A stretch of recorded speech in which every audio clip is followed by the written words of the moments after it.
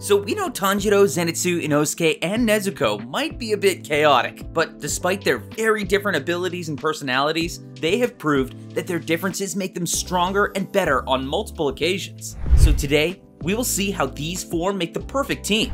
Let's begin with the annoying blonde scaredy cat. Despite showing that his strongest power while awake is screaming like there's no tomorrow, Zenitsu has shown he has the will to become a better fighter despite how frightened he may feel. We can see this on Mount Natsugumo, where he used his training to keep himself alive instead of losing his mind while on the brink of death. And then at the Butterfly Estate after Mount Natsugumo, where, hormonal perversions aside, he gave everything while training with his friends to get back on track slaying demons. And we also saw his steady evolution as a demon slayer in the 4 months of heavy training and even solo missions that the guys went on after Rengoku's death. Another important point is that Zenitsu has never seen Tanjiro as a rival or competition, but as someone he looks up to. I can't think of one moment when we've seen Zenitsu being envious. As long as there's no women involved, of course. And a moment that lives in my head rent-free that happened way before the Butterfly Estate, back in the Tsuzumi Mansion arc, is when he offered himself up as a human shield to protect Nezuko's box from Inosuke's attacks, just because he knew it was important for Tanjiro. He doesn't feel jealousy for those who he can learn from, and he's got a lot of empathy for them, of course if they're not talking nonsense. So he's shown all of these remarkable qualities while awake. Now, let's talk about sleeping Zenitsu. This guy is incredibly skilled. We know how fast he is and how he makes the most of the only form of thunder breathing that he knows. Even the demons that have mocked him about it have ended up dead. Zenitsu has perfected the first form of thunder breathing and now has this Godspeed version to use when needed. This proves he will not settle for just one way to approach the enemy. This guy just won't stop improving at this rate. In the end, we know that Gotoge loves showing how their characters evolve through time and effort, so it's just a matter of time until we see how Zenitsu develops into the greatest demon slayer he can be, but with his eyes open. The most significant evidence for me that this will happen was when he stopped Daki from hurting that little girl in the Kyogoku house. Just remember how he instantly passed out before the tongue demon in the Tsuzumi mansion. Here, despite knowing what Daki was and being absolutely frightened, Zenitsu grabbed Daki's wrist and asked her to let the kid go. He didn't step back. And even before that, Zenitsu has already shown some signs of bravery while awake in Mount Natsugumo. It's those moments that lead me to believe he's meant to become a remarkable demon slayer while he's awake. It's pretty funny how most of the crucial moments in his growth journey have been while nobody else is around. Zenitsu's biggest flaw, besides being scared about everything all the time, is his perverted approach to women. Now, we know that Tanjiro is kind and empathetic to everybody, but if you think about it, Inosuke can also be a great teacher for Zenitsu about treating people equally. I mean, I don't believe Inosuke stops to consider how to treat someone depending on their gender. And if that's not the literal definition of equality, I don't know what is. Another quality Inosuke has is his fierceness. If there's someone Tanjiro can trust to not back away from a battle, it's Inosuke. He won't let fear control him even if he is terrified, and he will put absolutely everything into helping his team. He even helped Zenitsu cut Daki's head off when he'd been stabbed in the back with Gyutaro's sickle. And while Zenitsu looks up to Tanjiro and only sees him as an inspiration, Inosuke comes to be the exact opposite. He may always be competing with Tanjiro about the most insignificant things, but he can acknowledge when someone is strong. Despite always trying to beat Tanjiro in everything he does, he has pointed out when Tanjiro did something that impressed him, and he's shown to not have trouble fighting as a team. Now do you see how complementary these two are? One is hella competitive, but a great team fighter, and the other one hates being alone, but most of his growth moments have been when he has had to put his big boy pants on because he was by himself. Now, let's talk about our main character. Tanjiro's kindness and innocence were crucial to keeping the team together at the beginning.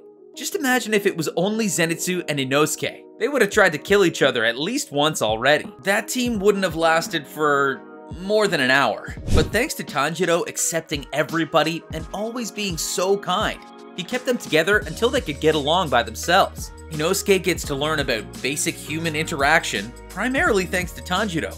He shows few signs that he genuinely tries to understand other people's actions and intentions, and little by little, he lets himself feel too.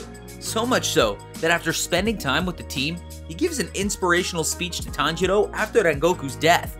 You can feel how he truly understands the importance of honoring people who have left a mark on your life by the way he talks to Tanjiro at that moment. He literally tells him that the only thing he can do now is train and be better to honor Rengoku when he said he believes in him. And we know Inosuke didn't care that much about those kinds of things in the Tsuzumi mansion, where he didn't understand the solemn attitude everyone had over those who didn't survive there. It couldn't be more evident that Tanjiro is the ultimate mom friend. He feels responsible for everybody and tries to be there for them as much as possible. His personality and discipline have inspired and brought people together to become the perfect team despite their differences. Speaking of being complementary and sharing knowledge, having different backgrounds is also a plus. Zenitsu is a city boy, Tanjiro is a small village boy, and Inosuke is the self-proclaimed king of the mountains. They all know how to survive in different situations and how to approach them. If it wasn't for Zenitsu, Tanjiro and Inosuke would have died without knowing that they were in a train, and not in the insides of a spirit or a monster. The same way that Inosuke probably wouldn't have his sharp touching senses to locate Spider-Mom in Mount Natagumo. But I think what really made them work well as a team was enjoying some good old Mini Katana videos together. Even Zenitsu said it, watching Mini Katana videos together makes them taste better. So why don't you subscribe and turn on the notifications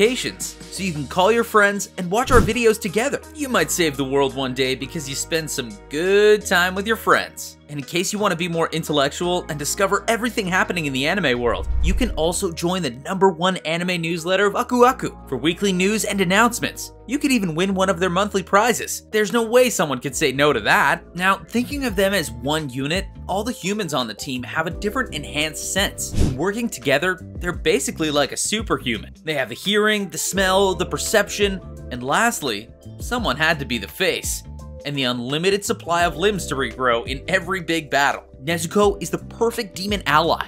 Her blood demon art only affects demons, and can save humans from wounds made with demonic weapons, like in the entertainment district. She saved Inosuke and Tengen with her blood demon art and helped everybody wake up on the Mugen train. There couldn't be a better cherry on this team's cake. It has been shown that Nezuko is great with close combat, and even if she gets hurt, she can quickly regenerate. And don't get me started on her berserk mode. We all know how Nezuko humiliated Daki in the entertainment district arc, and with all that strength, speed, and the blood control she showed, I'm sure even Akaza would recognize Nezuko's abilities. Her progress as a fighter hasn't seemed to stagnate at all. We've seen countless times how much Tanjiro protects Nezuko, and his effort to keep her safe is definitely reciprocated. The second Tanjiro couldn't fight against Daki, Nezuko came and destroyed her face, and a little later she went into berserk mode. On Mount Natagumo, she woke up after being tortured by Rui to use her blood demon art for the first time to save Tanjiro. It seems like her big bro has been crucial to Nezuko's combat skills development. The relationship Nezuko has with the boys is a very complimentary one in general. While the others can walk by day, protect her, and even control her when things get out of hand,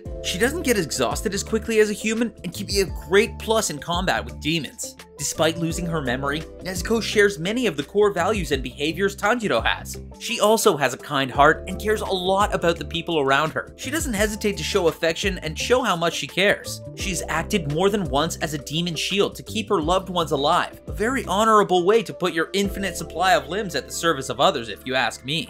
And we can't deny the critical role Nezuko plays in the whole story. She's basically the root reason Tanjiro becomes a demon slayer and puts all his effort into defeating Muzan. If Nezuko had died that night, who knows what would have happened with Tanjiro? Probably the story wouldn't even exist. Are there any other moments you can recall where these four have shown to be a great team? Let's talk about it in the comments section below. If you liked this video, don't forget to hit that thumbs up and subscribe to Mini Katana so you don't miss our amazing content about your favorite anime. That's it for today. Thank you so much for watching. I'll see you in the next video.